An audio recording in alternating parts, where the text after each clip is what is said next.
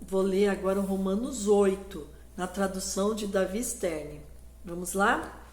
Portanto, não há mais nenhuma condenação esperando por aqueles que estão em união com o Messias Jesus. Por quê? Porque a lei do Espírito que produz vida em união com o Messias Yeshua me libertou da lei do pecado e da morte, pois aquilo que a lei não poderia fazer por si mesma, por lhes faltar poder para fazer a velha natureza cooperar, Deus o fez ao enviar o próprio Filho como ser humano com uma natureza semelhante à nossa. Ele o fez com o objetivo de lidar com o pecado e, ao fazê-lo, executou a punição contra o pecado na natureza humana, para que a justa exigência da lei fosse plenamente cumprida em nós, que não vivemos mais de acordo com o desejo de nossa velha natureza, mas segundo o que o Espírito deseja. Pois quem se identifica com a velha natureza mantém a mente voltada para as coisas relativas a ela. Mas quem se identifica com o Espírito tem a mente voltada para as coisas do Espírito. Ter a mente controlada pela antiga natureza é morte. Ter, porém, a mente controlada pelo Espírito é vida e paz. Porque a mente controlada pela velha natureza é hostil em relação a Deus, por não se submeter à lei de Deus. De fato, ela não o pode fazer. Desse modo, quem se identifica com a antiga natureza é incapaz de agradar a Deus.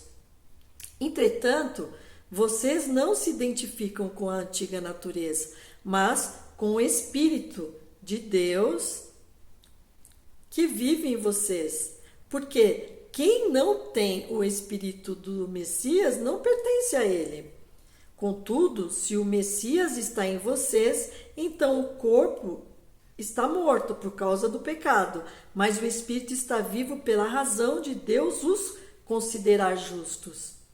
E se o Espírito que ressuscitou o Messias Yeshua dentre os mortos habitar em você, então aquele que ressuscitou o Messias Yeshua, Jesus, dentre os mortos, também dará vida a seus corpos mortais por meio de seu Espírito que habita em vocês.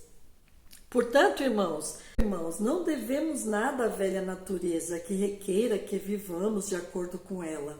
Porque se vocês viverem segundo a antiga natureza, com certeza morrerão. Mas se, pelo Espírito, continuarem a matar as práticas do corpo, viverão. Todos os que são guiados pelo Espírito de Deus são filhos de Deus, porque vocês não receberam um espírito de escravidão para conduzi-los novamente ao medo. Em vez disso, receberam o Espírito que nos torna filhos e por meio do qual clamamos, Abba, isto é, querido Pai. O próprio Espírito dá testemunho ao nosso Espírito de que somos filhos de Deus. E se somos filhos, então também somos herdeiros. Herdeiros de Deus e co-herdeiros de Yeshua, o Messias, Jesus. Se sofremos com Ele, a fim de também sermos glorificados com Ele. Não acho que os sofrimentos pelos quais passamos agora sejam dignos de comparação com a glória que será revelada em nós no futuro. A criação aguarda com muita expectativa que os filhos de Deus sejam revelados, porque a criação foi submetida à frustração, não por vontade própria, mas por causa de quem a sujeitou. Entretanto, foi-lhe dada uma esperança segura de que ela também será libertada da escravidão, a decadência e usufruirá a liberdade, que, acompanhada a glória que os filhos de Deus terão, saberão que até agora toda a criação geme como se sentisse dores de parto. E não só isso, mas nós mesmos, que temos os primeiros frutos do Espírito, gememos interiormente enquanto continuamos esperando com ardor para sermos feitos filhos. Isto é, temos o corpo redimido e libertado. Nessa esperança fomos salvos.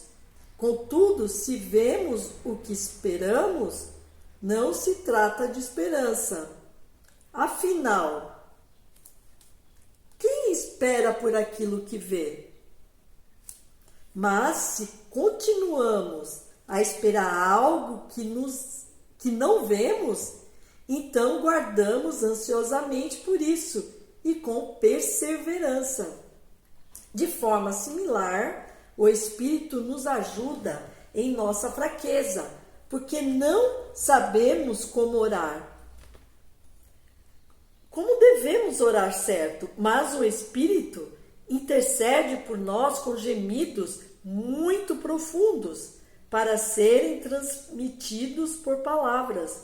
E aquele que investiga os corações conhece exatamente o pensamento do Espírito, porque sua intercessão a favor do povo de Deus está de acordo com a vontade divina. Além disso, sabemos que Deus faz todas as coisas cooperarem para o bem de quem o ama e é chamado de acordo com seu propósito. Pois aqueles a quem conheceu de antemão, também determinou antecipadamente que se conformassem ao padrão de seu Filho, para que ele possa ser o primogênito entre muitos irmãos. E aos que determinou de antemão, também chamou, os que chamou também considerou justos, e aos que foram considerados justos também glorificou. Quem então devemos então dessas coisas?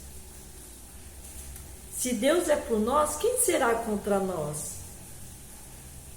Aquele que não poupou o próprio Filho, mas o entregou a favor de todos nós, será possível que, nos tendo dado seu Filho, não nos dê também todas as coisas? Portanto, quem acusará o povo eleito de Deus? Com certeza, Deus não o fará. É Ele quem os faz serem considerados justos. É Deus quem os justifica. Quem os punirá? Com certeza não será o Messias Yeshua que morreu e mais do que isso, ressuscitou, encontra-se à destra do Pai e está agora pedindo a nosso favor. Quem nos separará do amor do Messias? Tribulações, dificuldades, tempos difíceis, perseguições, fome, pobreza, perigos, guerra? Como diz no Tanar, por tua causa somos considerados, na verdade, por tua causa somos condenados à morte o dia todo, somos considerados ovelhas para o abate.